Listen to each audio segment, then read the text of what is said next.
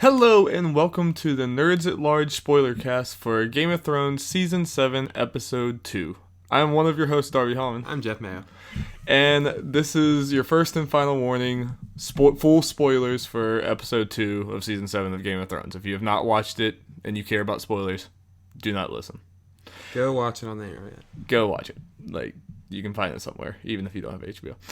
We're not promoting that, though. Jeff, how did you like this episode? I did pretty good. Not like as much as last week, I don't think, overall, but just because I guess we'll talk about a few weird scenes. Yeah, there was a few, like, some weird pacing stuff and just some scenes where it was, like, either went on too long or maybe didn't need to be there. Yeah. But overall, I think it was pretty good. It was, action was crazy. Yeah. Lots of, like, crazy action in just the set pieces in general, I feel like were really strong this week. Mm-hmm. Like, whether it was, like, Arya traveling through the north and everything, like, you felt like you were really there, like, in the cold and everything, and I really liked the way they did all of that. And just that entire Greyjoy battle, which we'll get into. That was unexpected and visually completely stunning. But yeah, I mean, like, I'd say it's, like, about middle of the road, but it's still really good. Yeah. I mean, even, like, a somewhat weirder Game of Thrones episode is still really, really good. Mm-hmm. Well, stuff did happen, at least. Lots it's of not stuff. the case of nothing really happened at all. Yeah, it's a different type of complaint, yeah. Whereas, like, Season 5, we were complaining a lot more about, like, just it's droning on and nothing's really happening. Stuff happened. Yeah, Lots of stuff happened. I mean, like, things are moving. And the more, like, we literally, to be, like, last time we recorded this, it had actually been, like, an hour. We literally, like, finished watching this and then walked upstairs. We're in Jeff's bedroom, this fancy studio. Yep, there's my old window thing. Yeah, very fancy. Yep. So we just watched this, so I'm still just, like, you know, developing my thoughts and everything. And the more I think about it, the more, like, this has some huge implications. It does. And a lot of things that we thought we knew last week are changing rapidly. Which, man, this show should make us think we know what's going on. I know. This is what happens with Game of Thrones. Yep. Alright, but if you didn't watch our spoiler cast last week, we're going to take it section by section, which is more kind of just like faction by faction at this point, because it's just like everything's drawn down to like the same, to like, you know, a few different groups, which I'm enjoying. Yeah, we were hoping for that. And this means all groups should hopefully be in about every episode. Yeah, which I like the focus on that. Yeah. So I think we're going to start with Daenerys. Yes. Dragonstone. Yes. So first scene is kind of like there was some lead up to it, but the bulk of it was the conversation with Varys. Yes. Which, I mean, the first thing that crossed through my mind was like, wait a minute, you guys haven't had this conversation yet? I was like, you sailed all the way across the narrow sea, but you're just now having this conversation, which was... It's the best time right before it's really important that they know. Yeah, like right when we're about to actually start doing some stuff, not like the month that we had to spend on the sea, but... They don't want to spend too much time on the boat while filming, on camera. Yeah, oh yeah, I mean, that is true. Yep. But, yeah, Jeff, I'm getting a little worried about Daenerys. I do not like her tone here.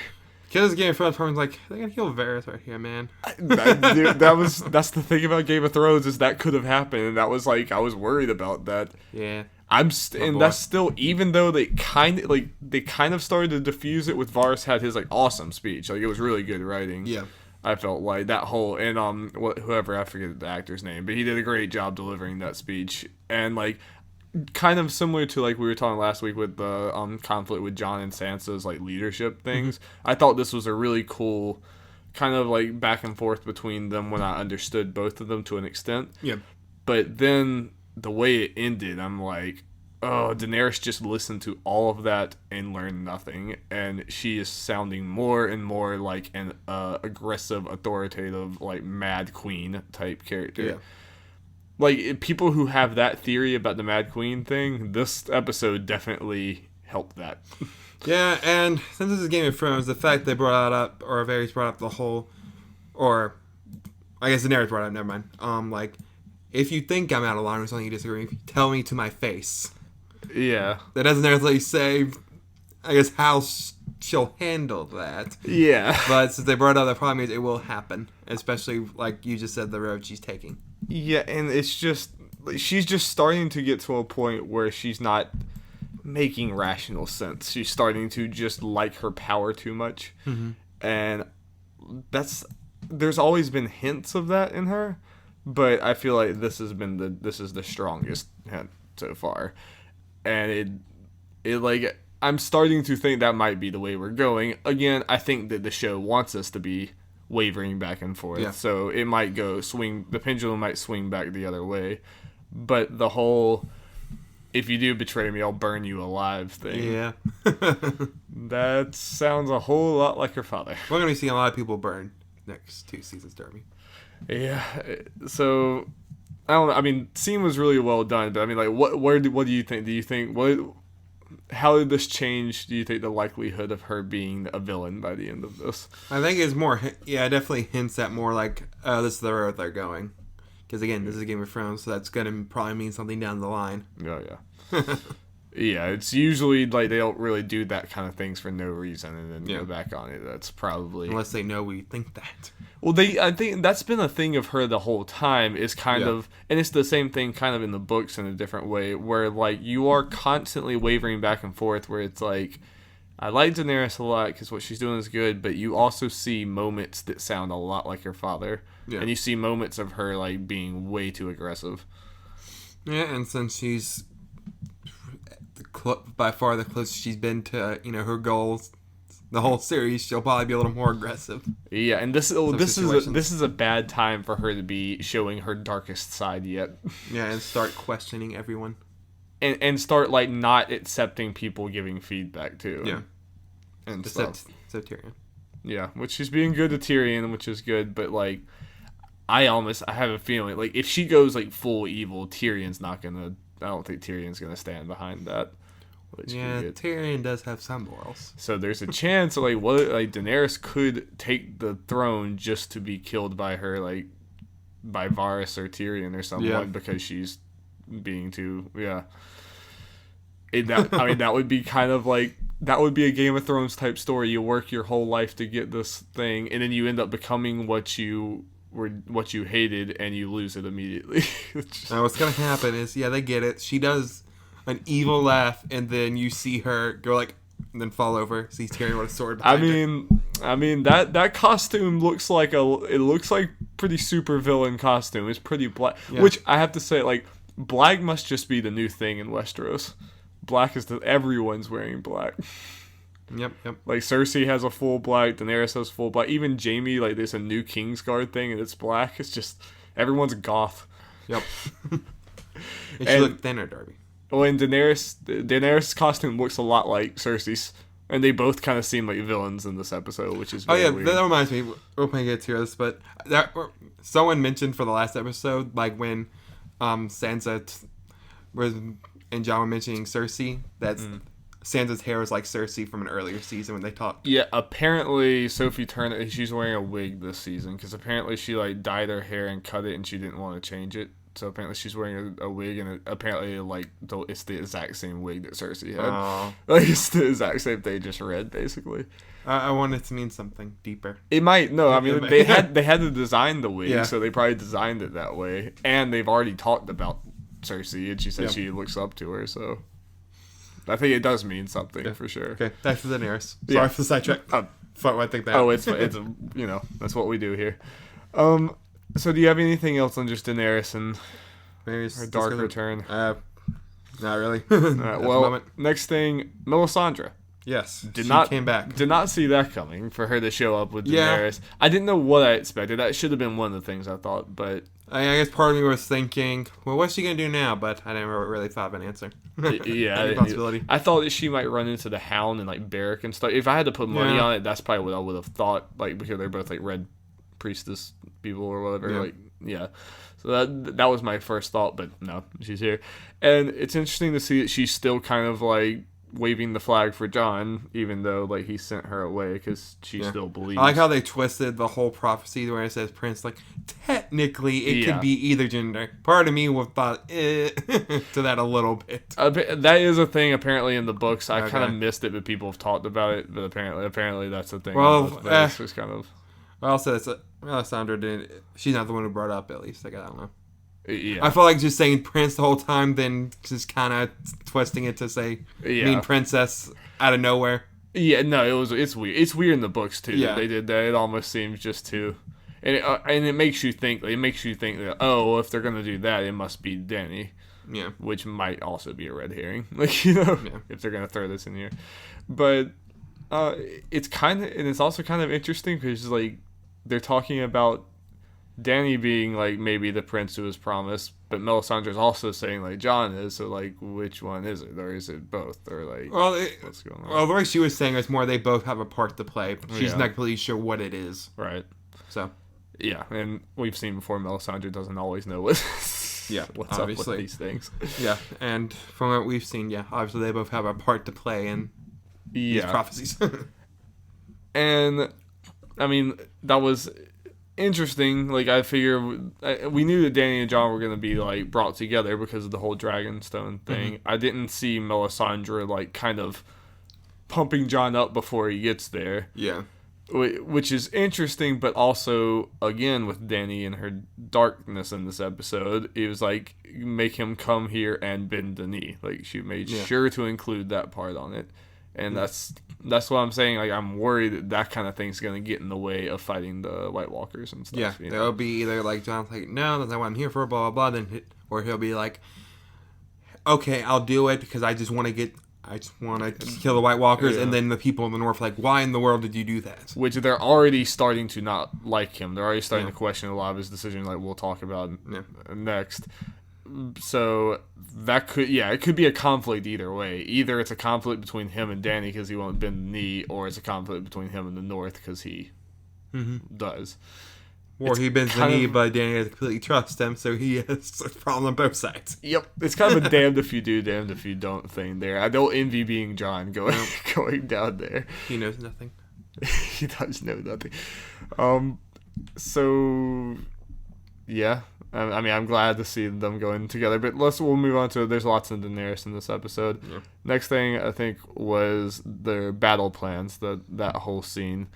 Which it was, I mean, it's very cool to see all these characters in a room together talking. Like, oh yeah, technically Theon's involved in all of this. Yeah, you kind of you forgot about Theon and Yara a lot of times, but to see like Olenna and Daenerys talking to each other, and Yara and Tyrion there, and see all of them, it was really really cool scene, and it was pretty like powerful. Like I feel like Tyrion being the one saying, the Unsullied and Dothraki are going to take Castle Rock, which is his home, and then that silence afterwards. I think that was really well done. It's like, I would say clicking their brains like, oh, they're serious about all this. The fact that Tyrion is willing to go through with it is like, okay, then... The one taking the piece and knocking over Casterly. And that's what everyone got quiet, and they're like, okay, yeah, sure. Sounds good.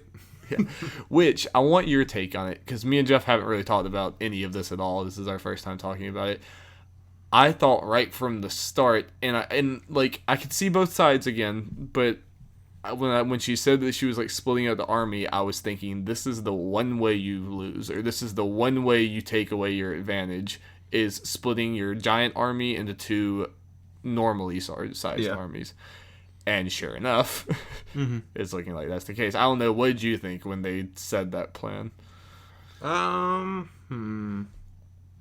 That is sounding pretty good. Of course, I mean, it could.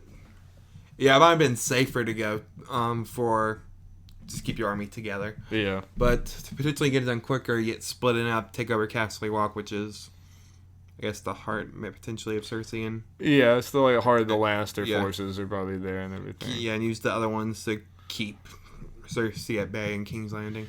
But I would have almost said there's no need to rush. I would say just like take Castle Rock first with your full army, and then march for King's Landing with your full army. I think part of it was they wanted to use that as a distraction. the King's Landing so they can catch the Rock. Yeah, which I guess like it's which one is the most important now. I mean, like, King's Landing's so weakened. Yeah. And like they said that Cersei rules like 3 kingdoms at best, basically. So like Castle Rock might actually be more important. But this plan kind of falls apart if one of your sides loses, which it looks like they lost. Yeah. We'll get into that, but it looks like they lost. So now you're just left with Tyrion was like, we don't want to march straight in with this foreigner army, but that foreigner army might be all you have now. Yeah. Like, things change so fast. Like, we saw the Tyrell army. Yeah, I guess they weren't part of that. That was just Ironborn and Dorne. Yeah, they were doing that. I guess, from right, they go to the other side. Tyrell's going the other, definitely 2 sides. Yeah, so it's still, but definitely the playing field is a lot more even now. And a lot just different. Yeah. So, also from this was Olenna talking to Dany. Yeah. These powerful women talking to each other. Yeah. It's exciting to see. Yeah. What did you think about this scene? That was cool. I thought it was interesting. She's saying, like, hey, that Tyrion guy you trust, but don't trust him as much. Yeah. They tend to not live long. She's got a point. Obviously, I want Dany to listen to Tyrion, but she's got a point. Yeah. This is the one thing, though. I mean, I get it from... Well, part of it is to build tension. So Dany has some doubts for Tyrion, build some drama. Right. Part of me is thinking, do we have any reason to really doubt Tyrion as the viewer? Not really. I mean, like, unless just they think that he's going to make some mistake or something, or that he's going to... no. It was more... It's, from Olenna's side, it seemed more likely he was going to betray her. Yeah. But I don't see that. I mean, like, Tyrion was literally okay with dying before, like, Dany came here. I don't think Tyrion has any ulterior motive. The only thing is, like I said, I think if Dany turns evil enough, then Tyrion's not going to want to stand by that. But in that case, that sounds different than what Olenna was talking about. Yeah, it did sound different. So in that case, I would want Tyrion to betray her. Yeah. Yeah, so it's... interesting. I didn't know exactly what she was hinting at, which makes it all like even more kind of mysterious. Because I was like, I kind of get you, but I also don't exactly know like what the undertones here are. Like, what are we? Yeah, again, as viewers, we have no reason to doubt Tyrion is not all in for Daenerys. Yeah. Yeah.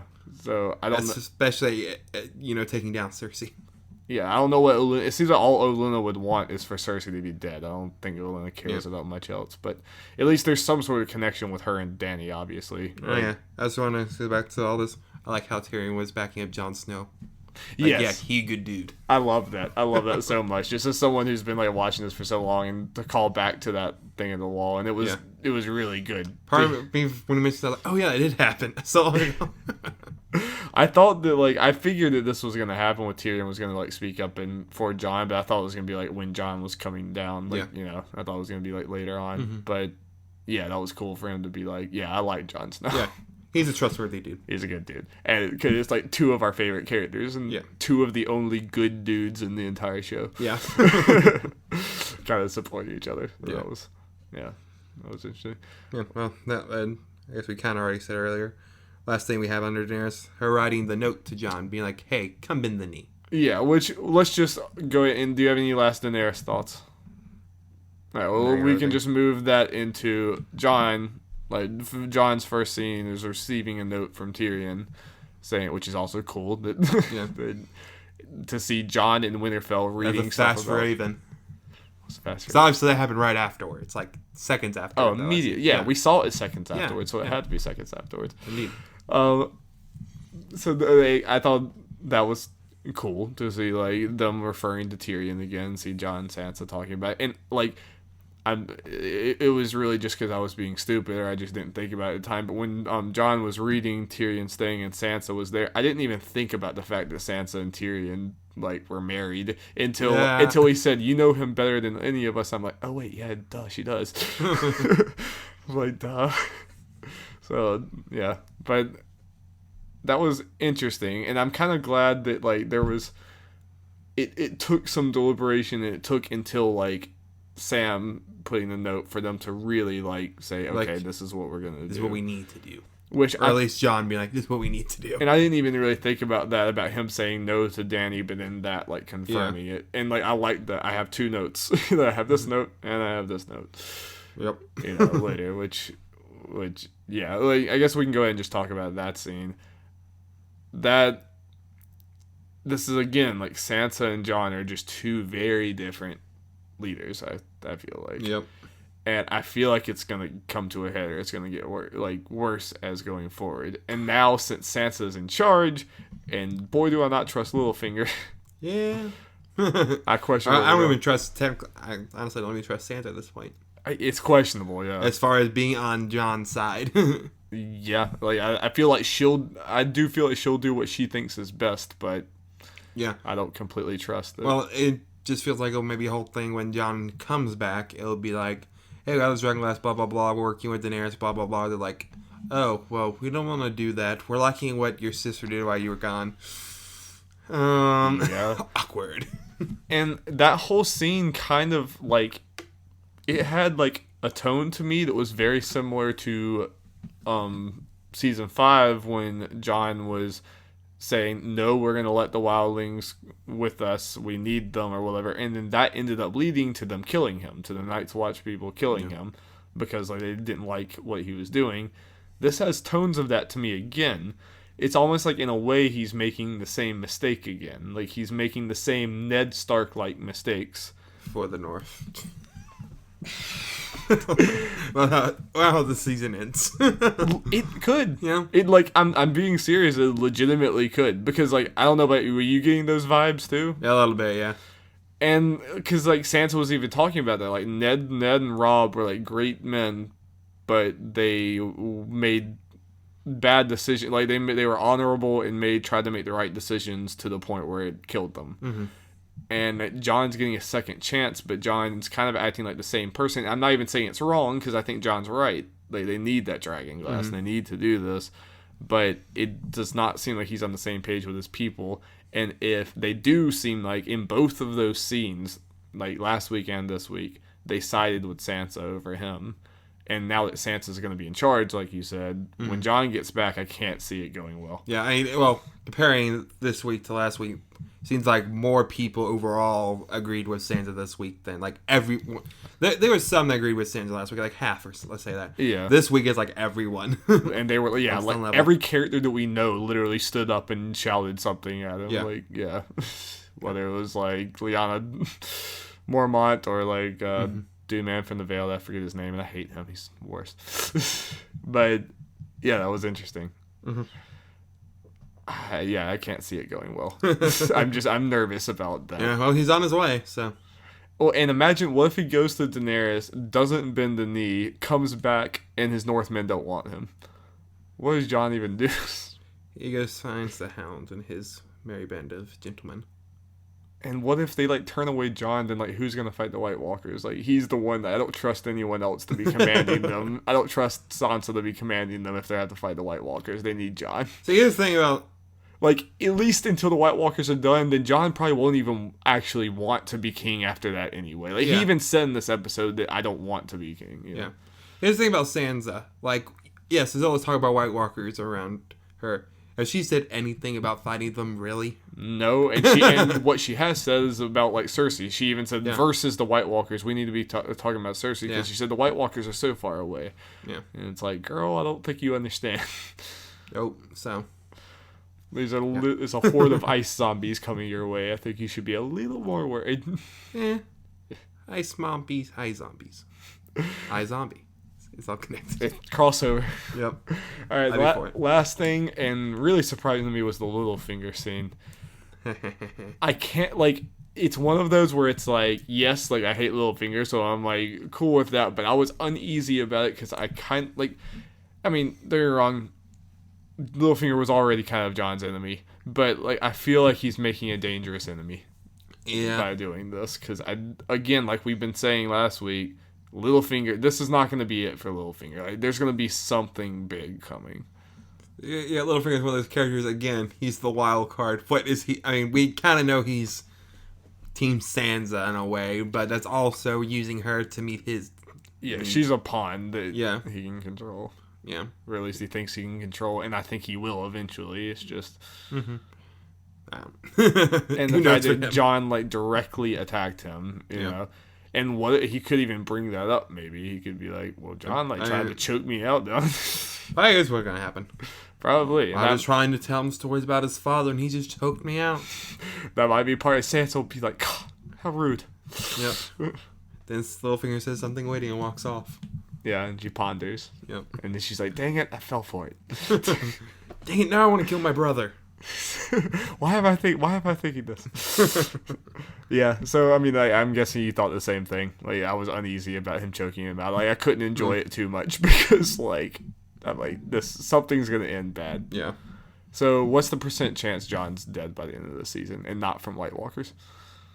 I'll give it a 15%. It feels right. I'll go like 20. All right, any more North talk, Jeff? I don't believe so. Yeah, I guess we can. Also, I mean, like, we talked a lot about, like, John going south, but yeah, I'm glad Davos is with him. That'll be interesting. For some reason, I kind of just want to see Davos and Tyrion talk. But Melisandre's down there. Oh, crap. I did not even think about that. I mean, at least she was. She might have left. Davos did say, next time I see you, I'll kill you. And then Dany takes that as a threat. But maybe Melisandre will be smart enough to know, like, not to be in the room. Not to be there when John comes, because she could probably guess that Davos is going to be with him. So she'd probably be like, yeah, go, like, invite Jon Snow. Now I'm going to peace. Or at least be in a different room. Yeah, but then Love's there. He's like, yeah, you're like Red Priest lady. She told me all about you. It's crap. That was like, what Red Priest? Is she here? That could be ugly. But also, like, yeah, it seems like she should be smart enough to know not to be there. But who knows? Yeah. Who knows? All right. Well, let's move down south to Old Town with Sam and Jorah. So lots of stuff here. Like, I really didn't expect to see Sam again this week, but we did. But, I mean, the biggest thing to come up from this is that Sam is, like, that Jorah might actually be cured. Very, very painfully. Yeah. Especially, like, if I understand right, they gotta get every single scale. That's what it sounded like. It went down. Okay. This was shot so well, though, because, like, I was sitting there, like, cringing. I was like, oh, and I like the transition. Oh, yeah, from like, that scene God, this is disgusting. And it's like, oh, wait, he's eating. And this is 2 weeks in a row that they've made us confuse disgusting bodily fluids with food. Yeah. In Sam's scenes. It's like, I think they're trolling us at this point. It's gonna be something that's every episode. Yeah, every single episode from here on out. So, well, I was a little, like, it like a little bit confused me why Sam was so, like, determined to do it, but I guess it was just he didn't want to see him die. Like, I mean, like, he's never seen Jorah before, so it was a little weird that he was because it's the Maester's son, right? Yeah, it is, but yeah. Yeah. I think that's all the reason Sam needs. Yeah, there you go. But yeah. Yeah. And Sam's just a good guy. Oh, and it's not the Maester's son, it's the old Lord Commander, but same difference. Yeah. I don't know. I can get it. It was Maester Aemon, it's not his son. It was the old Lord Commander. Oh, yeah, that's right. Maester was a tech. Yeah. Yeah, same difference, whatever. I don't know why I got that. I don't know. Yeah. I'm bad with names, sorry, knows. It's fine. There's too many of them. Yeah. I mean, there's not a whole lot to say here. I think this was really good. It was really well shot. Yeah. But I wonder when next time we'll see the Sam and Jorah update. Yeah, I can see them taking a episode or two off from them and coming back, but who knows? I mean, they could do the whole thing next week where, well, Sam might get kicked out to the Cid. Because he's now stolen books and he's breaking illegal or forbidden procedure. Right. Well, yeah, I feel like this has to end with him being kicked out of the Citadel. Oop. We were saying that last week with just the books, and then now it's like even another horrible, like another thing he's done against the rules. So I could easily see that happening. Yeah. I was always wondering, like, how are they going to do this whole Jorah thing since he's stuck there? But so I wonder, are Sam and Jorah going to leave together? And then, like, what's Jorah's, like, state going to be like after this? Like, he's probably going to look pretty ugly. Yeah. He might be cured, but I kind of doubt that his skin's just gonna like magically grow back. And I didn't go too far into his face. He's kind of just one of the. Yeah. Or at least like he should keep his shirt on at least. I mean, yeah. Yeah, maybe that's why they didn't do his face that much, because they knew that he was going to be in this more. Yeah. They're like, we don't want to put that on every time. And then they'll go meet Daenerys and Jon. Yeah. That could be very, very It's all connected. Yeah. Well, let's move on. How about King's Landing? Me and Jeff kind of forgot about some of the scenes here, just with everything that happened, but... Staying with the Charlies. Yeah. But yeah, we are. But this was, I thought like Cersei's speech was pretty like, if it wasn't Cersei, the words she was saying, I would be like, oh yeah, like it would sound like a good ruler doing their job. But when it's Cersei, she just has this. You suck. She has this smug face on, and you're like, no, like it's all BS, and it's just. But good acting again by Lena Headey though. Of course, I thought it was written really well, and then Randall Tarley's back. This is not where I really expected to see him back. I thought he was going to go after Sam about the sword, but guess he's not that worried about it right now, or he has the answer. You saw that sword and was like, where'd that sword go? Oh, well. Maybe I lost it. Man, I left it in the backyard. So it was kind of open-ended whether or not he's actually like going to be on Cersei's side or not. Offer. Yeah, he offered him like to be Warden of the South, which is pretty big. Yeah. So I would guess that just the way that was done, the way that Jamie said that, and that was the last thing we saw, I'm going to guess that he's going to take it. That he's going to take Jamie's offer. Mm-hmm. I think it would be a little weird to have that scene, have it end that way, and then he just doesn't go with him anyway. So what you're saying is Sam and his father will be on opposite sides of this war, potentially. Mm-hmm. It's all coming together. So many conflicts between so many people. But no, I just like how we're talking about this now. I mean, it was some, the last seasons, but even more now, how all this stuff is connected in some way now. It is, yeah. Even like more than ever. Even like some small characters you wouldn't think they have like some stake in this. Like there's someone on the other side, which is interesting. Yeah. And also, I mean, not what I was expecting out of this episode. This is kind of if we assume that the Tarleys will side with Cersei. This is like +1 for Cersei, -1, if not, -2 for Daenerys. We said that something had to even them out, and it's starting to, so. Yeah. Very interesting. Well, and another +1 for Cersei, that crossbow. That crossbow. I didn't. Yeah, like I thought that there's something else. Like there's something from the books, and then there's like some people had other just random theories about what they would do with the dragons, but I didn't expect some just giant, like awesome crossbow. But I thought that was really well done. Those dragon heads looked awesome. Yeah, especially that giant one. It looks real. Like and that's part of me is like, are Daenerys dragon's head that big? I can't remember. That was supposed to, like, when they talk about, like, in the books and stuff, that was supposed to be, like, an abnormally gigantic dragon. The dragon. Yeah, that was, like, the huge one that Aegon the Conqueror or whatever rode. So, that's why. Yep. And we hear about these, I think they mentioned them in the shows, but they also mentioned in the book about how, like, when the Mad King was king, like, he had those, like, in the hall. Yeah. In the Iron I think they just mentioned in the show now that they were in the frame room, but then Robert put them down there as trophies. Yeah. Oh yeah, I did say that. Yeah. I did say that. So it's really like kind of cool as a book reader and stuff to see those, like to actually see those on screen, and they didn't disappoint at all. Yeah. So, do you think Cersei's gonna kill a dragon? Do you think Cersei's gonna kill one of Daenerys' dragons? I would say probably at least one. Yeah. You would think. Is it gonna be Drogon? I don't know. It could be any one of them. I think it could be too. It adds a whole new element to this. And we know Jon doesn't want those dragons to die.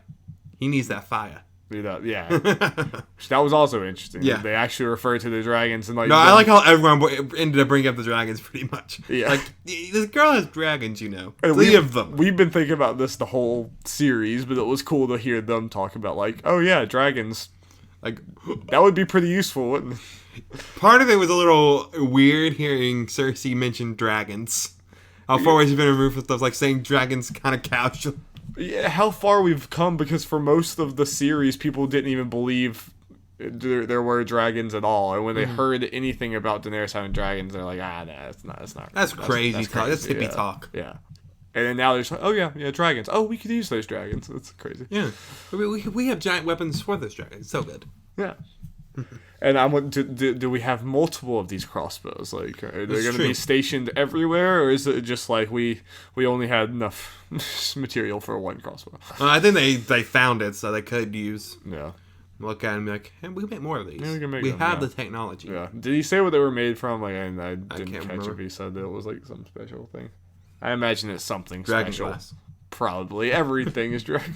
Except stuff that John has. He needs more. He needs it. Which, I don't know. I'll be interested to see if Dany will lend her dragons, because she's kind of seeming not nice right now. Like, nah. All right, let's move on, Jeffrey, to Arya. Hot pie. Hot Pie is back, Jeff. Everyone's favorite character. Yep. Best character. Yeah, it's him. I didn't expect the Hot Pie to come back, but like there's some people like in the Game of Thrones fandom that are like obsessed with Hot Pie. Like they just love like ironically like praising Hot Pie, just like me and you say Podrick for the Iron Throne. I mean, yeah. But I'm not being sarcastic. I mean, like Podrick for the Iron Throne. Come on. It's all leading up to Podrick winning it all. Yeah. I mean, that's obviously it's pretty clear where we're heading. Yeah. Podrick 2020. Night King's gonna come and bend the knee to Podrick. Yes. Yeah. That's what he's marching forward. Yeah. All these people are just getting in his way. And Podrick's running away, and Night King's like, Podrick, where are you going? I just want to swear my allegiance to you. Yeah. We're running this joke into the ground. Let's go. We are.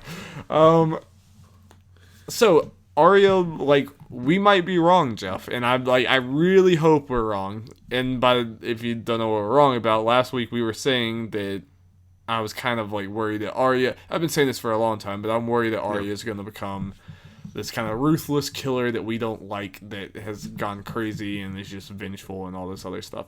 And her saying that she was going down to King's Landing kind of made that seem even more likely.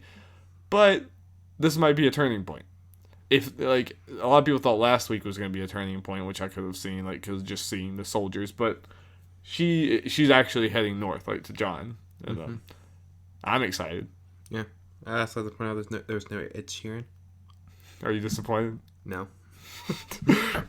But yeah, part of me was like, wait, she didn't know about Jon? Like, I was like, it seems like you would have heard about that. Yeah, she heard this stuff. I mean, it makes sense that the whole Cersei thing be more widespread, but it happened about the same time, at least based on ordering sequences in the show. Yeah, I just believe that you would think she would have heard, especially since she was closer to the north anyway. Yeah, it's a little like far-fetched to think she wouldn't have heard that at all. Right, and that she would have heard that Cersei's queen, and well, supposedly there was, some time had passed since Jon won. Yeah, I think everyone had like some sort of time jump. Yeah. It kind of seemed clear. Yeah, and that's the only way it makes sense for like Jon to be getting these letters with Daenerys and stuff. Like that's the only way it makes sense, is if there was a big time jump. I mean, there's a time jump in this episode because it went from Daenerys saying "Send a raven" to Jon to immediately Jon getting said raven. Yeah. So that's a little weird. Yeah. Like I feel like they basically just did that so that we could have the moment of her finding out about that and turning up north. It seemed like I don't know. It was just weird. Like if you were gonna have this scene, maybe don't have last week's scene, or I don't know what the right way to do it would be. But that is a little far fetched. But either way, she is heading north. Yeah. So I imagine she'll probably get there. Jon will obviously be gone, and it'll be Sansa there. Mm-hmm. Very interested to see what that interaction will be like. You know, like Sansa and Arya never really liked each other, but it was kind of a sibling squabble type thing. And now that both of them have seen far worse, like I'm sure that will be put aside. But I want to see what her role is gonna be, because I can't really picture what it is. Again, I mean, Yeah, it's cool she's going to the north, but it still doesn't. Yeah, it doesn't change anything for Arya's storylines. Like, yeah, where is this heading to? Yeah, she still doesn't feel like a big player right now, or like Yeah. that she's really a part of everything. And all that she's been alone in her own storyline for years. so long, like since since like I mean, not alone, but separated from everything separated else. from it's even when she was with the Hound and with like Hot Pie and them, it was still kind of like this is Arya's storyline. Yeah. It was so. I don't know if she's gonna help Sansa rule. There'll be 2 Starks in Winterfell, like again. So Yeah. and Sansa probably thinks Arya's dead. I'm sure. So that'll be no one really knows that Arya's alive. No one's heard anything since she left. Like, none of the big people. So yeah, the only other sibling Sansa may have. Oh wait, no, she probably or she might still think that, but Brienne did tell her that she saw her. Oh yeah, that's right. But she still doesn't know where she is or anything. Like she hasn't heard anything about. And also, last saying I heard Bran was also alive. So yeah. And then now Bran's about to be there. So there's about to be a lot. Yeah, we didn't see Bran this episode. Yeah, I thought that was gonna happen. Yeah, and yeah, I guess it's a little weird because you figure Ed would send a raven saying, "Hey, we got someone claiming to be your brother." And it seemed like that would have lined up to where he would be getting that information before he left, unless the timing's not. That'd be a weird. I don't know. Let's not think about it too hard. And like, did Sam know to send that to Winterfell? Because we were thinking like Sam was going to send it to the Wall, so I thought the Wall was going to like forward the message along with Bran. Yeah, but I guess no mention of that. I don't know. A little weird. Might be a kind of error. Oversight. Yeah. Oh well. I imagine we'll see him next week. Yeah. So but here's John's gonna be gone. Yeah. Yeah. And then Sansa be like, "Hey, there's a male heir for the." So it's different than we thought it was going to be. John's going to Daenerys without the knowledge that of his parentage. Yeah. But Sansa might know about it while John's there. That might even further the conflict between them if she knows that he's not really a Stark. That he's not really a Stark. Yeah. Oh. Well, unfortunately for Sansa, if Bran comes back, Bran is the rightful heir. Yeah. I kind of doubt that he'll take it, but, we'll see. Like, I have no legs. I'm a weird tree dude now. Like, my life's different. I've been living in a tree, guys. Come on. But that is fascinating, though. Also, like, what if that is what makes the Northmen turn on Jon? What if they all learn that he's not actually a Stark at all? He's not Ned's child at all. And he's a Targaryen, which they brought up saying we can't trust Targaryens. Yeah. And especially if he does bend the knee with Daenerys, and then they learn he's a Targaryen, they'll be like, well, he's just a Targaryen sympathizer. Yeah. Like, there's lots of area for, like, conflict. And I was talking to a coworker today about it. Like, it was so interesting about Game of Thrones in this season. We're talking about, me and him talked about, like, all these different possibilities of who could do what after meeting each other, and I guess the order they're meeting and everything. He's like, all that stuff sounds good, but then, as we'll talk about next, Game of Thrones will do something different. Oh, yeah. Everything we mentioned is probably going to be none of those. Or it's going to be some combination of them, but not the one we're And all of it will be fine. I mean, I guess, of course, depending on how they do it. Yeah, it should Whether be our good. Theories or... Any of these sound fascinating to me. Just some of them are hype and some of them are depressing. Any of them sound like good TV. So, yeah, we were talking about Arya. It's just that's what I love, that everything's connecting. Like, we were able to connect all these when we never could before. Other part of Arya was Nymeria, her wolf's back. We'll forgive you if you completely forgot that she even had a wolf, or forgot what happened with her wolf. I remember the wolf. I just can't remember his name. Yeah, but so if you haven't remembered, like, she was forced to made the wolf run away, like, after it bit Joffrey. Yeah, like, because they were gonna kill her, so she shoved her away. Best wolf. Yes. So we got to see a direwolf again. Yeah. That's been something we've been sorely missing from the show, because they keep killing them off. So we got to see him again. I thought that Nymeria might join with her and go up north, but it also seems like Nymeria kind of has a pack of wolves now, and he's kind of living a different life. Arya's that's not her. And could that, because there's always, at least in the books, there's definitely kind of a weird, subtle, magical thing with the Stark children and their wolves. Like, there's some sort of, like, weird connection there. And the fact that Nymeria kind of, like, turned her away almost makes me think, like, does this mean something for Arya? Mm-hmm. Is she, like, doomed? Is she, like, not really, like, you know what I mean? Like, I thought it might mean something. Or for Nymeria's friend, it's like, this isn't the girl I remember. Yeah, and that's what I'm and the look on, like, Arya's face just looked like this look of defeat. Yeah. It's like, yeah, like, she might just... It's like Nymeria's the first semblance of her home in years. Yeah. Or life in years. Yeah. Or years for us. I don't know how the time works there. Again, time is not Game of Thrones' strong suit. Like, really, it's never clear. Yeah, I mean, Bran looks like he's aged 5 years plus. And then Sam and Gilly's kid has been a baby for, like, 3 seasons. Yeah, but only technically maybe a year has passed. Since Ned died. It's strange. It's very strange. But this was awesome acting by Maisie Williams. It was a very emotional moment, I feel like, that was really well done. Mm-hmm. So I'm interested to see what happens with her next. Yeah, I am too. Yeah. All right, Jeff, let's move on to the big section, like the big thing of this episode. That freaking Greyjoy battle. Holy crap, that was... like... That was probably, I mean, again, we're very, like, shortly removed from it, so I need to let it sit, but that might have been one of the, like, the craziest and most, like, exciting and visually stunning battles in Game of Thrones. Yeah. Like, I didn't know that I needed, like, a crazy naval battle in Game of Thrones until I figured it was going to happen, so they kept talking about the, you know, Iron Islands fleets. Yeah, it had to happen at some point. But yeah. They didn't expect it to happen this episode. I know, I completely didn't. I thought that was later on. Yeah. Which excites me for later this season. If this is episode 2 that we're getting all this. Yeah, like, that's the thing, though, that we're shortened episodes and only 2 seasons left. Darby, we only have 11 episodes left of Game of Thrones. It's crazy. Yeah.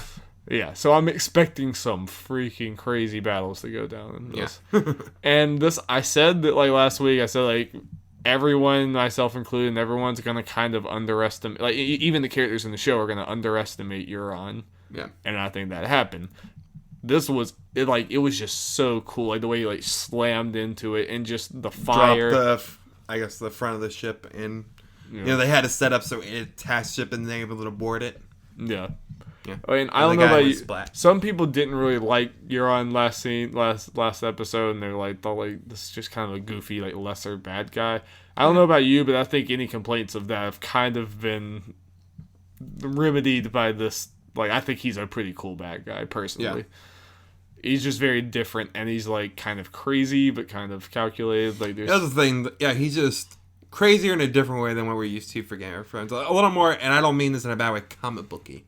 Yeah, I agree with it. To me, like, he kind of, like, someone else said this, I don't know who I'm stealing this from, I'm sorry, but he is kind of, like, the third act villain. Yeah. In a lot of ways. Because, like, he's hyper competent. Like, if you think back to Joffrey sucked and we hated him and he was a horrible villain or whatever, but, like, he was a little kid who didn't know what he was doing. Like, he wasn't powerful really at all.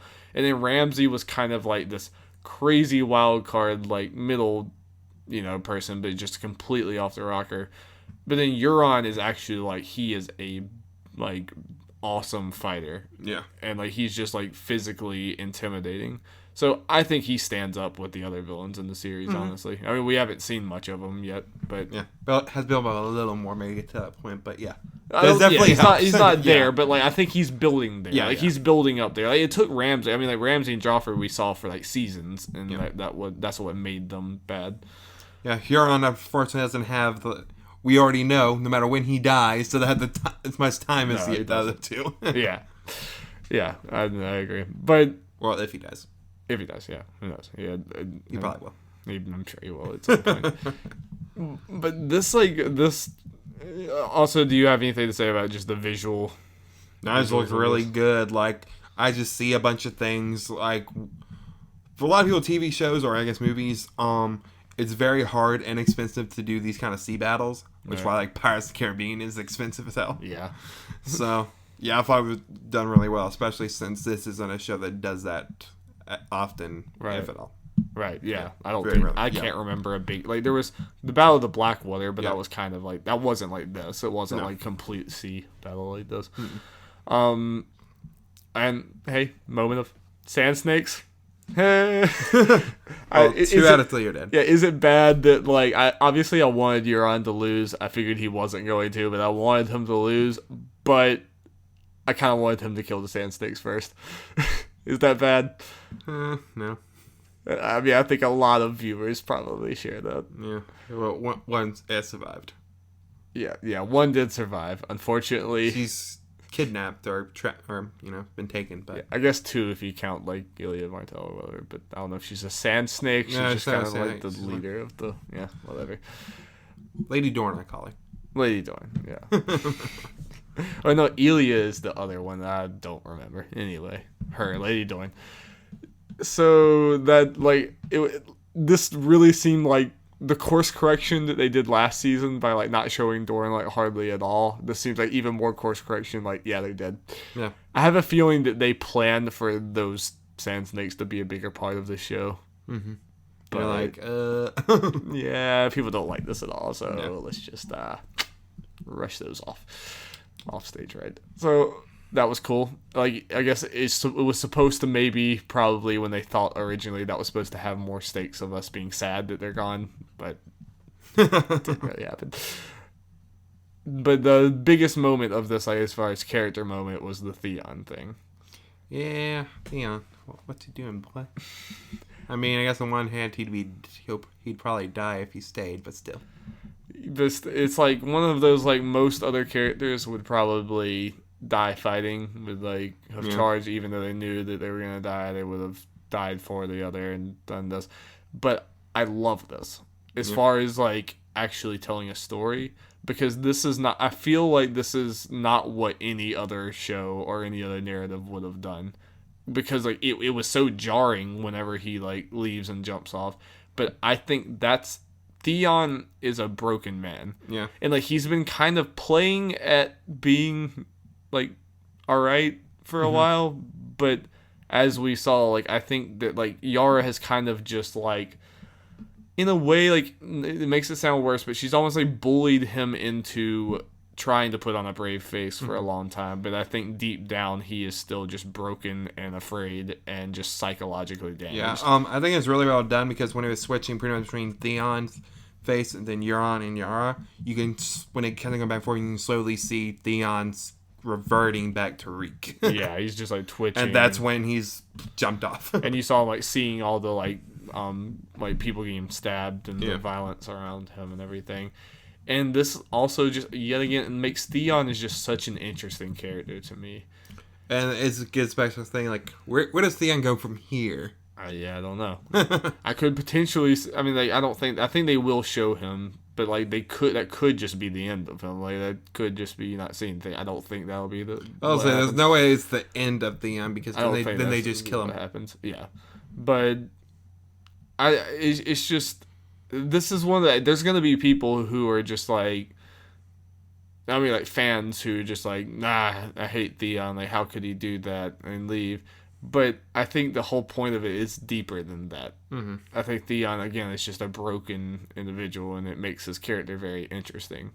Like, I think this is what Theon would do in that situation. Mm-hmm. It almost would have been like not as a character if he actually did charge. So interesting. What do you think with Yara? Do you think he's gonna, like, I thought he was just gonna slit her throat right then and there, right after Theon jumped. Yeah, if Theon didn't jump, then I would say yes, what would happen. But since he did jump, it makes kind of sense, more sense in my mind from a narrative perspective, to just keep her alive for now.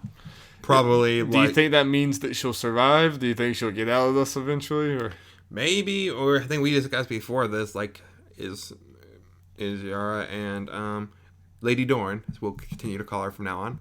Yeah.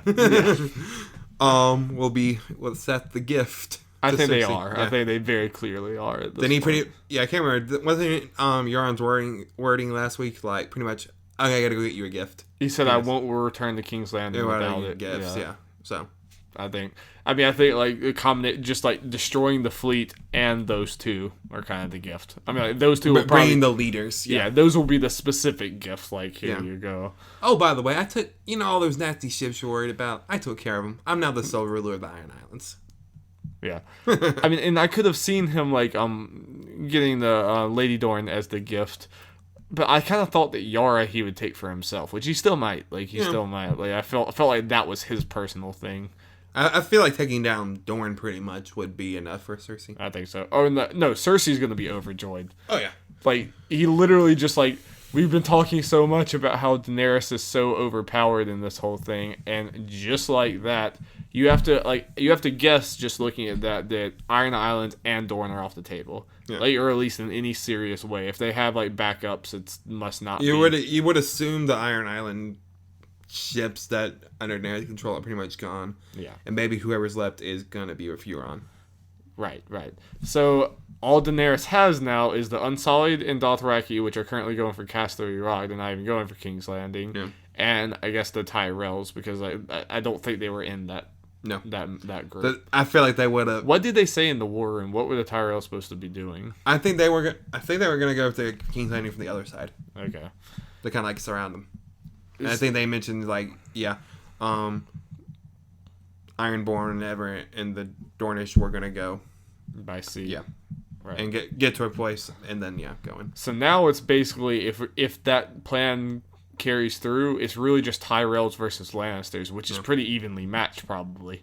It's gone from like you're being attacked by two different ways by 3 different forces and stuff, or 5 different forces to 1v1. Mm-hmm.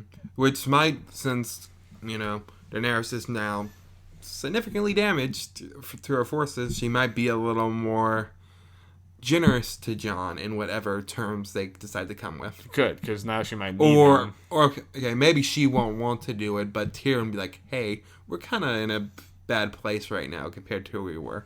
Right. Maybe having the North on our side, especially since all he wants is to mine this land, pretty much. Yeah, that's all he really cares. And that's what Daenerys probably is going to be too tied up in this to even help him much anyway. Like, she's talking about the dragons. Yeah. I don't think Daenerys is going to like turn up north and do that. So. I mean, that could lead to the thing like, yeah, we'll help you, but then you help us. You let us mine this, and then afterwards, you fight with us against the dead with your dragons. This could be another, like, there's so many ways. I think it, in some way or another, there's going to be conflict between Northmen and Jon. And yet another way that could happen is if Jon goes up north and says, okay, Daenerys needs our help, and they're going to be like, you want us to march up? You want us to fight with a Targaryen army?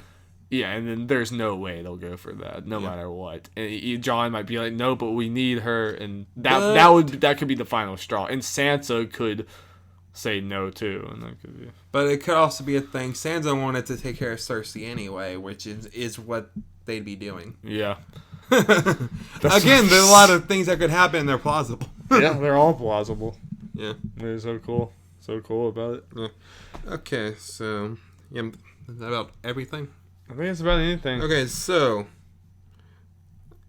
this is me just acting on top of my head. Other than Bran, there's nothing that was, no storyline that was, major storyline that was missing from this episode, right? I guess just the Hound. The Hound, the Hound, yeah, the Hound as well, yeah. Yeah, those are the only two, and I think those are ones that don't need to be.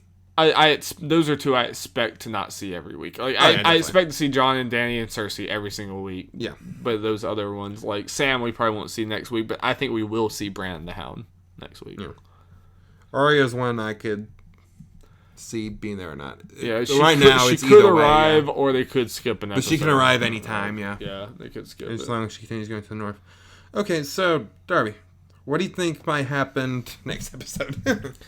Let's go. Who we're seeing, and maybe what do you think will happen? We kind of already gave some general ideas about what we think might happen in the future, but the immediate future. What are you thinking?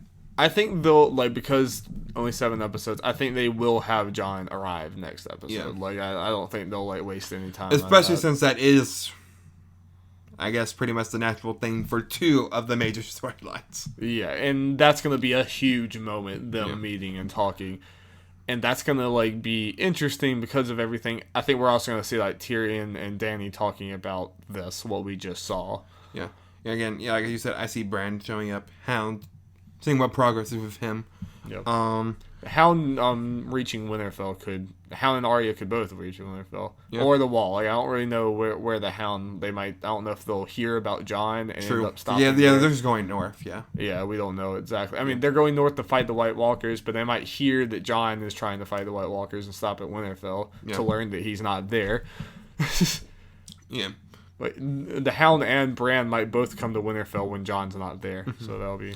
What else say? Oh yeah, I'll be a little surprised if Euron does not go by and see Cersei again next episode. Yeah, definitely. Because they should be close to King's Landing because Dorne and them were heading to King's Landing. Yeah, so Dany and Jon meeting and then Euron and Cersei meeting are two things that I feel are very likely going to be in the next episode. I for do sure. Too. I do too. Especially, again, shorter season, so things will go for a quicker pace. Yeah. Should. I also think that R plus L equals J might be revealed to Sansa. Or officially revealed in general. Yeah, because technically hasn't been straight up said. They technically haven't said the Rhaegar part of it. Yeah. Even though we all know, but they haven't said it. So that could be officially completely confirmed next episode. Mm-hmm. And we might see the pushback from the Northmen about the fact their leader, the king in the north, is a Targaryen. Yeah. I agree with you that Stan will probably be the storyline, not in next episode. Yeah, I think so. Because right now, unless, I guess depending on what the overall plan for Sam, maybe him getting kicked out of the Citadel next week, potentially. That could be happen, a thing and lead to him going to Jon. The fact that he might be tied to Jorah might make it a little more likely that we'll see him more. Yeah. But, there has to be at least some episode upcoming that Sam is cut. That Sam is cut from. Again, there might also be episode. I agree with you. Mostly, Cersei, Jon, Dany should be in all of them, but, they might skip. One of them might skip an episode or so, and then that have more heavily focused on the other ones. And I imagine there's at least... Sorry. There's at least going to be one episode that I think is probably going to be, all a battle. The Battle of the Bastards was... Mm-hmm. I mean, it had a little bit of Dany's battle, but, a central where episode. A half to a 3/4 is going to be one storyline. Right, yeah. I think that's probably going to be coming. Either, episode 8, 9, 10, something like that. Well, you mean 6 or 7. We only have 7 episodes. You're right. Sorry. Why have that in a month, Darby? Gosh. Yeah, I guess this episode 6 now is, every episode 9 of Game of Thrones history is always crazy, so... Yeah. That'll be episode 6 this time. Mm-hmm. Is there any other things you think for next week? No, we might see what's up with Theon potentially, where he's going, where he lands. I'm sure he'll wash up somewhere, but again, I can see us having shorter Arya/Hound updates where they end up, where they are in their journey. Yeah, and then there's weird different pairings there that are gonna be interesting. If Hound meets Brienne, Hound Sansa, Sansa Arya, Hound Arya. There's lots of different almost too much to even show on screen. There's so many different people that have histories with each other that might be meeting. Yeah. Yeah, I feel like something's gonna get dropped. Or what about that? Yeah. Quick question. I think I know the answer, but just making sure. Did Sansa hear from Brienne that Arya was with the Hound? Or did she just mention... She didn't. That was kind of a point that everyone talked about. She didn't say who. She said that she found Arya with someone, but didn't say who. Okay. And that was... She probably doesn't know that Sansa knows the Hound and has this history with him. Yeah. So she probably maybe didn't want to tell Sansa that she was with this awful brute of a man who's been known to work with the Lannisters. Okay, I was curious. I figured that's the case. I just wanted. Yeah. So I think that's something she doesn't know. Yeah. So if Arya does get there and then Hound gets there, they would both be the Hound, and they probably look at each other what? Yeah. So. Yeah, I think that's it. Yeah, I think that's good. Pretty good episode. Yeah. Pretty good episode. I mean, that ending battle made up for almost any. Yeah, we didn't mention Grey Worm. Yeah. Do we need to? Right, so that was one of my kind of I guess I'm a little interested in here what you think. One of my negatives on this episode, I have no problem with sex in the show and it being used to communicate things and being used in a good way, but both this and then the Yara scene, both of those I felt were kind of I don't know exactly why, but they just felt kind of unnecessary, if not too long, if not too kind of strange. I know they built it up with, Grey Worm and getting bad with names. Missandei, yeah. But yeah, their romance was built up well. Like, I thought their romance was fine, like over the course of the show. I don't know, it just kind of stood out in this episode. It did. Like the pacing kind of broke it, and there was like multiple times I thought they were gonna cut away and didn't, and it just kind of kept going, which was weird to me. But yeah, and then the Yara thing, like this is like in the books, like Yara, she is like that kind of character where she's kind of like does whatever she wants, promiscuous, doing all this. Yeah, but I feel like they just do it in such an awkward way in the show. It just doesn't seem real to me. I don't know about you. It just strikes me always as odd. It's like, or it seems forced almost. Yeah, it's like, hey, we have these two characters that are into girls that are right next to each other. Let's just have them kiss for like 2 seconds before they probably never see each other again. Yeah, in a casual way. It seemed so. Yeah, it seemed very unnecessary. Yeah, and it's just like, can't they just be two like military commanders just doing this or whatever? It was just kind of weird. Yeah, two leaders of nations, areas, whatever. Yeah, pretty much. It just seemed kind of like weird, childish. Like, let's show this thing on HBO's part. It didn't land with me too well. Yeah. But yeah. You just want to see all the killing and stuff. Do like to see that. All right, well, thank you guys for listening to this with us. We will be back for every single episode this season. So probably from this bedroom. Probably from this bedroom. So get used to looking at this and all the baseball memorabilia that Jeff has. Yep. And the lights that they're shining from the heavens. Yep. And me being sweaty because it's really hot up here. Yeah. All right. Thank you guys so much for listening. We'll see you next week. Yep. Thank you. See you next week.